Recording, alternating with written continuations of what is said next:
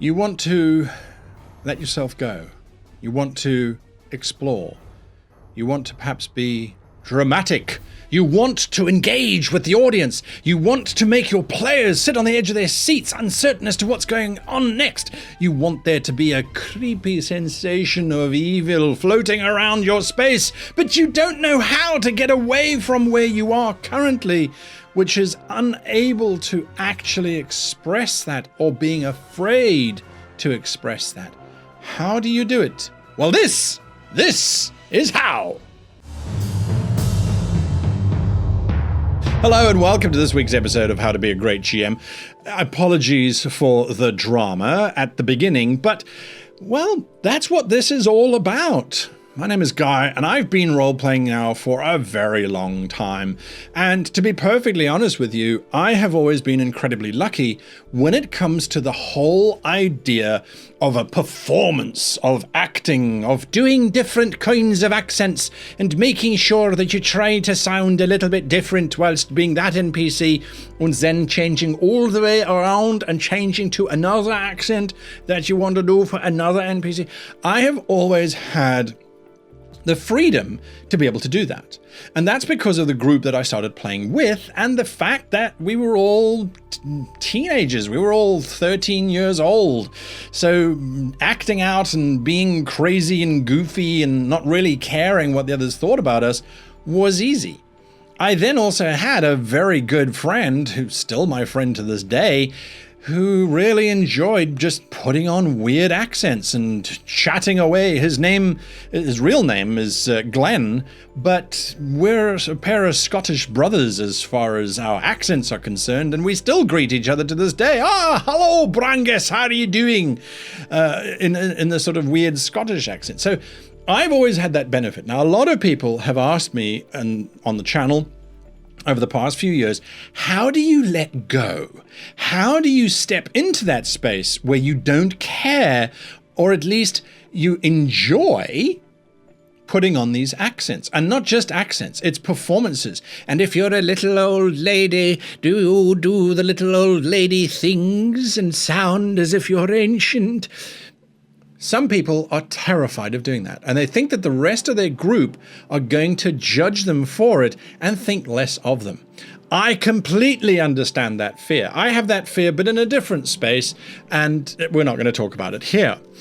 We're talking about the fear of performance and of engrossing yourself in the game. So how do you do it? What steps can you take? Now, I've thought a lot about this particular subject because it is one of the most personal journeys that you can possibly go on. So if this year is going to be a year for improvement, that's what our channel is all about this year, is personal improvement. If you're going to be going on this journey, then how do we do it? How do we actually move into that space? So these are my thoughts. Now, I've studied acting and the acting different methods that are out there. I've looked at all of that kind of stuff. You don't have to be an actor. That's the first step. So clear that out of your mind.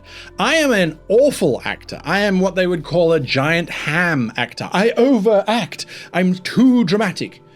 But for a role-playing space, that's fine. It gets the message across. It gets the game feeling like it's being transported away from just a bunch of blokes and sitting around the table to suddenly we're in this strange space. Yes, the old woman, she's very dramatic, or the Klingon is overly dramatic, but it's still that transportation away from reality and into the game. So that's why I'd advocate that you really try and do this if you are someone who can't get into that space. So how do we do it? Firstly, you don't have to be able to act. That's the very first thing. We are, as human beings, capable of speaking. Now, maybe you can't do accents. That's entirely possible. So you're going to use your words to describe those accents. But there are other things that you can do that don't require your voice. And that's what we're going to look at as well. So the very first step, in my opinion, is to get yourself in the right frame of mind. Now that's critical. And you go, all right, well, what's the right frame of mind? Firstly, you have to tell your players that you are going to have fun in today's session, and that you really hope that they have fun as well. I know this sounds incredibly banal. It's like, what? Why am I going to tell them that I'm having fun? By telling your players that you are going to be having fun in today's session, regardless of the consequences, you're prepping them to being a little bit more open. Because if you sit down and you just suddenly start, hey, ooh, how are you doing, me hearties? They're going to go, what the hell are you doing? But if you start by saying, today, I am going to be having fun. I'm going to be doing and trying out different stuff to make this game more exciting or more engaging or more real. So that's what I'm going to be doing, and I hope you follow along. I hope you enjoy it as well. And then when you start doing your motions and all that other stuff we're going to be talking about a little bit, then they're going, okay, cool, this is what he's trying to do. Now, they might very well be judging you going, okay, I think he's lost it. Or I think she's actually now finally flipped the switch and cats are on the horizon. Or perhaps, they're not in their right frame of mind. They've clearly, this is it. This is postal worker time. Whatever. That doesn't matter. You've told them you're going to be having fun. And why shouldn't you? You're running the game. So you start with that.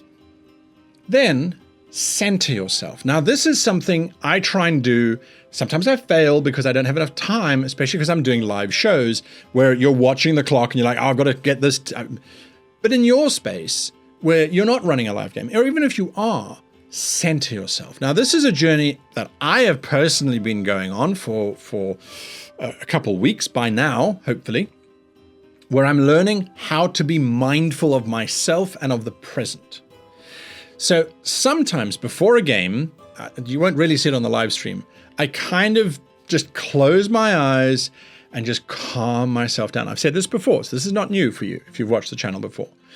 I close my eyes and I step into the world. I see the buildings around me or the cave or the starship. I get myself into that so that when I then open my eyes, we start role-playing. No more talk about work or about stress or about families. We are in the game. It's about getting your head into that space, your head into the space. And it also helps the players to then calm down, because if you're sitting there and you're just relaxed, you're focusing on your breathing, you're focusing on watching the world around you, of seeing your fantasy space, whatever the location might be, it will calm them down and pull them in as well. All right, so that's your next step. Now you're ready to start to move into the NPCs. Because when you think about it, role-playing and improvisation and letting yourself free, you might talk about the dramatic branches of the trees that lean down heavy over the road. So you might start to do that. But the majority of your cutting loose and going wild is going to be with the NPCs. So that's where you should start by focusing on. And then you can start being dramatic about the mountains which thrust out of the ground dramatically like great stubby fingers clawing at the sky. You can get there. But it's a lot easier, I find, if you start with your NPCs, because they're going to tell you what you should be doing. So you've centered yourself. The party comes up to an NPC. Again, if you need to take a few moments, we ask the barman what's going on. See the barman. Look at him. Look at what he's wearing. Look at his facial expressions. Look at her clothing. Look at their hands. Look at what they're doing. Go through that in your head. And if it takes you 1 or 2 or 3 seconds, that's absolutely fine. You will get faster. And if you do practices, you will get faster as well. So see all of that. Understand all of that. And then step number 1, and this is something that I think is really useful in terms of getting into this space, is see that barmaid or barman and go, okay, well, his jaw, it sticks out in the front a little bit because he's got this big walrus mustache and heavy white eyebrows, no hair. So he's got a few bumps on the top of his head because bald people, generally speaking, this is my experience, the hair protects your head quite a lot. Anyway, that's a different story. So physically, position yourself in that way. So his jaw's stretching forward, and then make the action. He's mopping down the counter.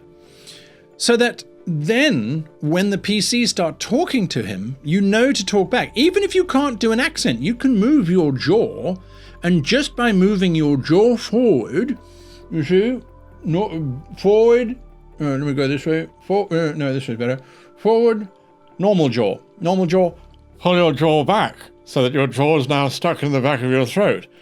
I can't help how I'm trying to speak normally, but my jaw is all the way at the back, so it's quite difficult. You see how far, I can't pull it very far back, but I can certainly pull my lips tight, or I stick my jaw forward, and then suddenly that's a different sort of sound. Or perhaps you're seeing an old crone who's bent over. Now, if I bend over and I hunch over, I'm already starting to put a strain on the voice because everything is sort of hunched together. So by physically positioning yourself, how that individual is, you're already starting to get a range of different things. Think then about their emotional state. A guard is just standing. What is that guard thinking? Oh my God, how much time is left until I can go home? I just want to go home, or I want to go to the bar, or you're seeing, getting into that headspace. All right, so that's where we get to in terms of that. Now, once you've got at that space, once you are able to get to that point, already you're starting to be a lot more dramatic, and all you're doing is changing your body position, changing where your chin is. Or Sean Connery speaks out, his jaw is sideways, so he speaks out the side of his jaw.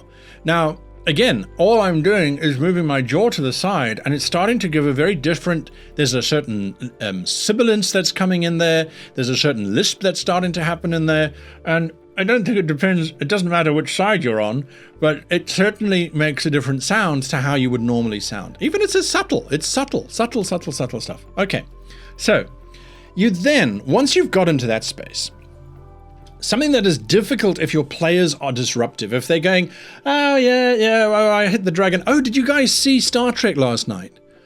That's very disruptive. So you want to try and stamp that down. And how do you stamp that down?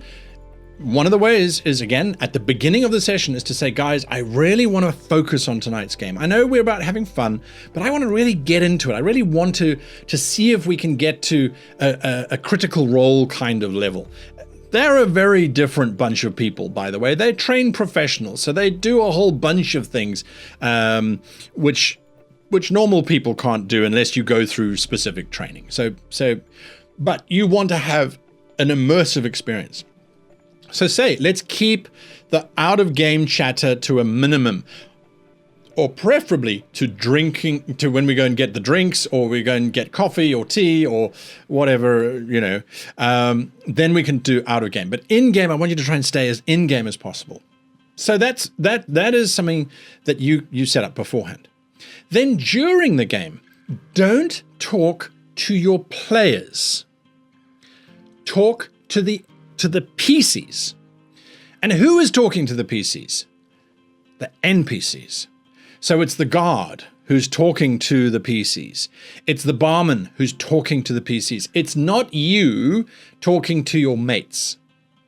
When you are describing the winding road that slithers through the green hills like a great yellow snake, occasionally disappearing into dell and emerging again on the other side, that is talking, yes, to the players, but it's talking to the players' imaginations. You're not talking to the actual player themselves. That's a big step that, for me anyway, helped separate when I was describing stuff, that I'm not talking specifically to that player or to that player. I'm talking to the group.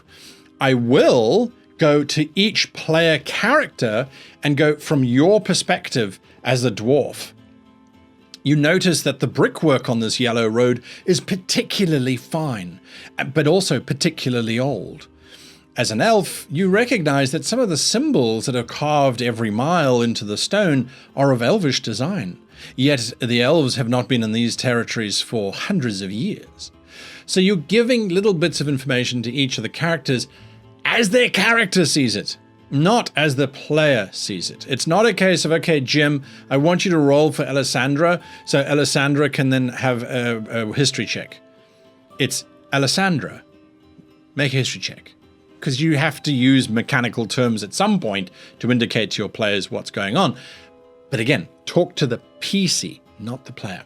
Now, I think another thing that you have to be very, very, very aware of is that it is not you who is talking.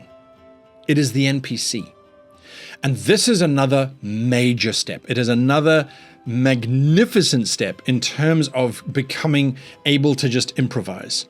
And when you realize it's not you, it's the NPC, you might start to explore different opportunities. And you go, well, how on earth do I not speak as myself? Well, you as yourself, you have a whole bunch of personal ethics, morals. You're probably a decent human being, possibly just a very intelligent, being, who knows?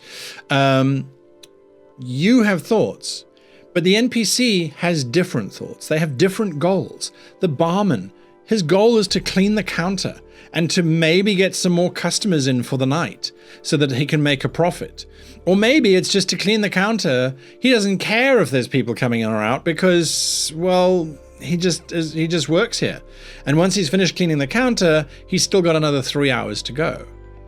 So he is going to be looking for some very different things to what you are personally looking for. So by realizing that your own personal values and personality and all of that kind of stuff is not what is being looked at, but it's the NPC's personality, values, morals, etc. that are being looked at, it becomes easier, I find anyway, to then distance yourself. So, and especially, this is something that I find if you have a romantic situation developing. A lot of players and GMs go, nope, no, I will not turn to my best friend and say, the tiefling looks at you with big blue eyes, her smile stretching from one glorious cheek to the other. She reaches out and gently strokes your cheek. No, that's not for me. No, that's too much. It isn't you. The tiefling has desires because the tiefling is a woman and she's attracted to that particular PC. So if you can separate yourself, if you can just step back and go, it's not me, it's the tiefling, you are in a much better place. And trust me, unless you have a bunch of juvenile friends who really have zero capacity for understanding the difference between a story and real life, then I think it's time for you to get some new friends. Because honestly, in today's modern age, it shouldn't matter who is saying what to who. It's about who wants what and what they want to get. So that's something to look at. All right, so that's something to think about. Another thing to bear in mind is that when the NPC gets bored of talking to the PCs, the NPC should leave. I often find that there are GMs out there who the NPC will just stand like an automaton, waiting until the PCs hit the next dialogue option. This isn't a computer game. The NPCs should not be standing there saying, "So do you have anything else to ask me?"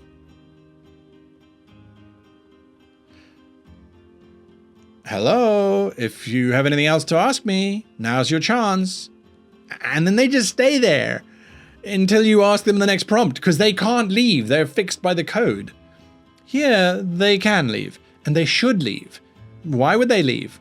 Why would they stay? The barman with his jaw that juts out, he's finished cleaning, so now he's going to go into the kitchens to check whether the stew is going to be ready for the dinner rush. So the PC's not engaging with him, the barman leaves. If the PC says, "Oh, barman, but wait, we've got more questions," then the barman's dialogue is already written for you. It's going to happen. He's going to turn around and go, "I've just got to check something in the kitchen, but I'll be right back with you, gentlemen." And then he goes into the kitchen. And then there's a scream and a murder, and the goblin kills the barman, and the PCs have experienced a little bit of reality. A little bit of life of, hey, this world is going on. We looked at it a couple of weeks ago. How do you make your world come alive?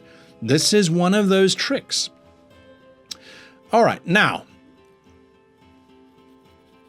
this next point is a difficult one.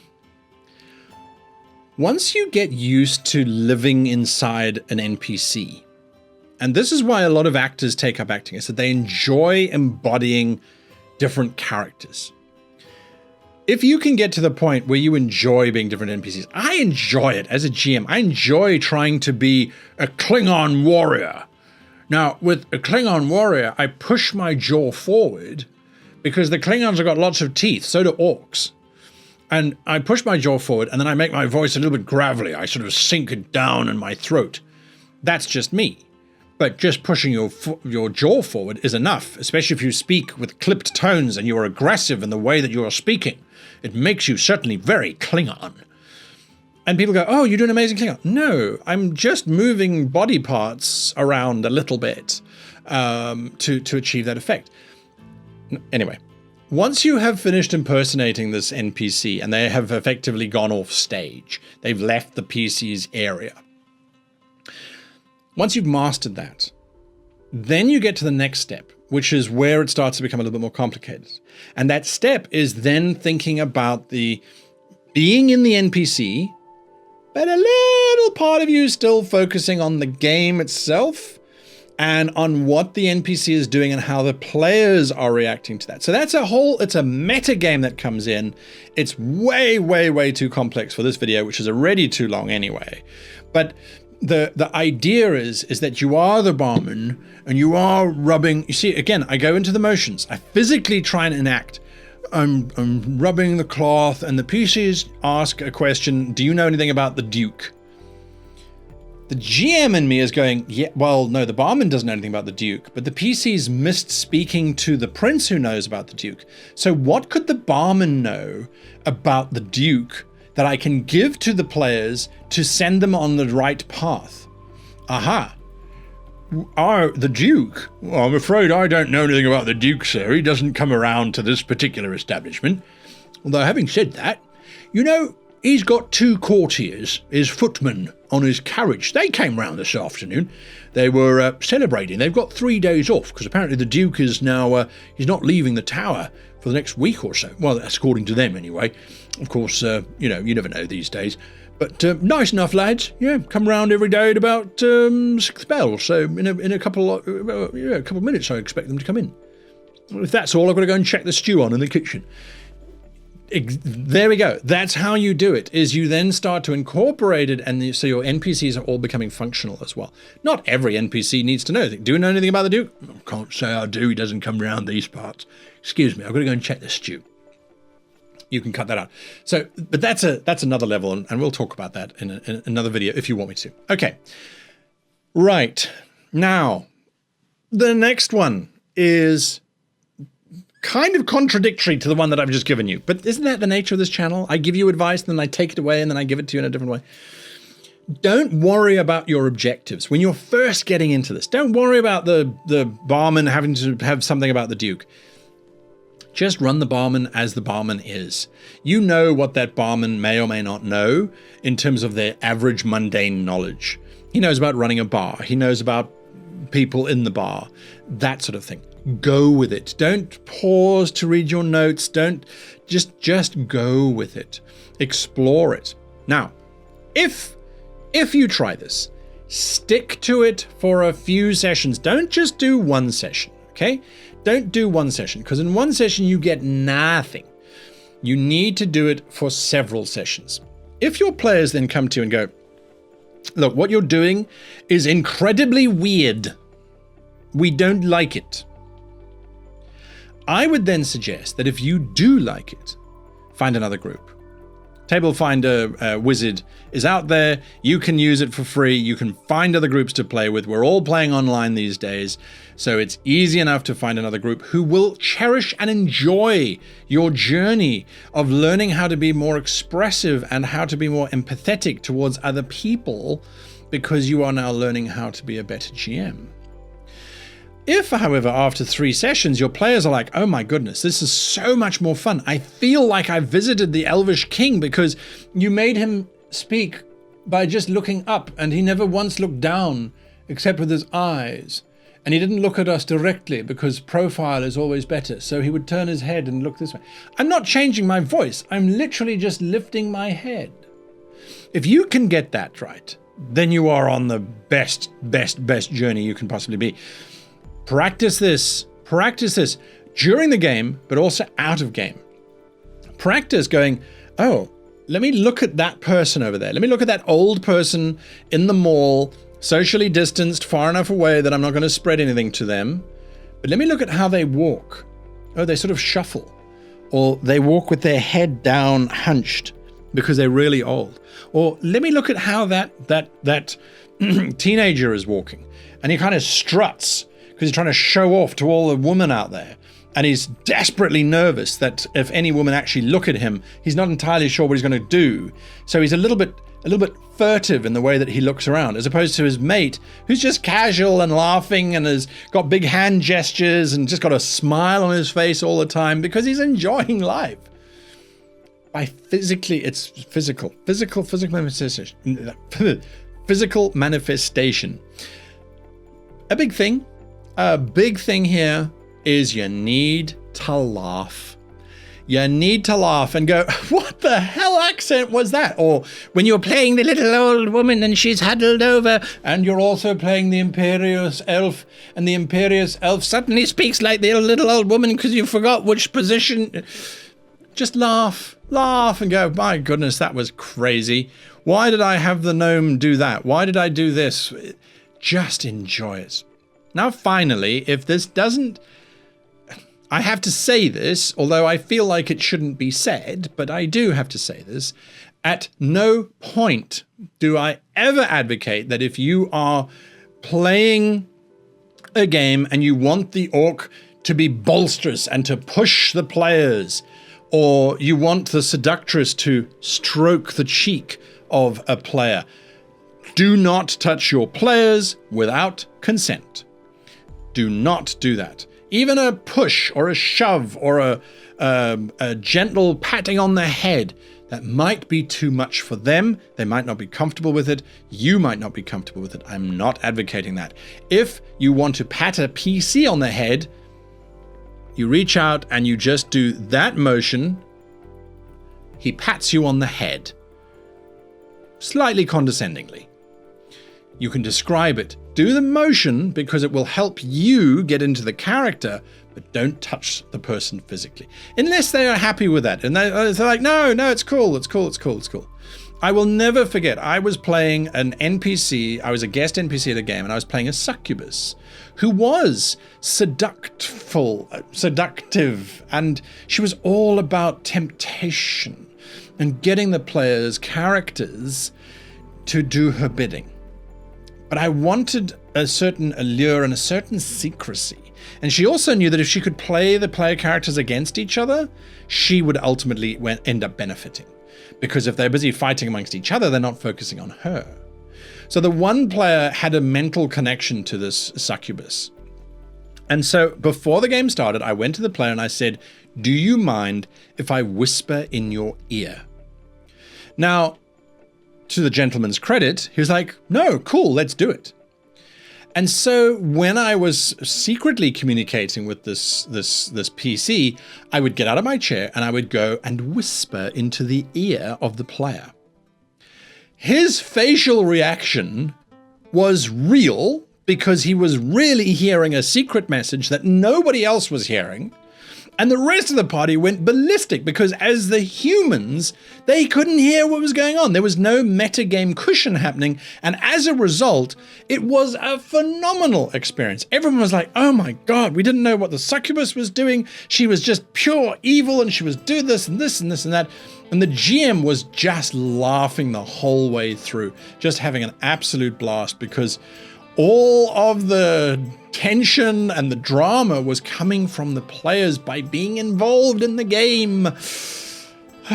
Anyway, I do encourage this kind of play. I love it.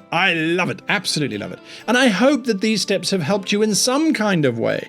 Get into the mindset of just having fun. And even if it's just sitting slightly differently or, pushing your voice box all the way down into your throat, whatever. Give it a shot. See what you think. Sponsors for this week, as have been for the last couple weeks, I must say, are our wonderful Patreons and our Kickstarter, which is now about to finish. 15th of December is the last day of this Kickstarter for epic battle maps.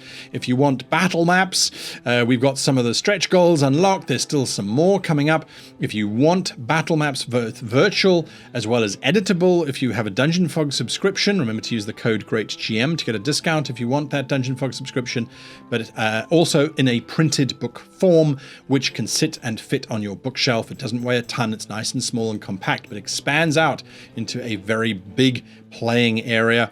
Go and get that Kickstarter. The link is down below. There are some, it's heading towards its end. Anyway, from the little old lady, the imperious elf, as well as the barman, I just want to wish you all the very happiest of gaming.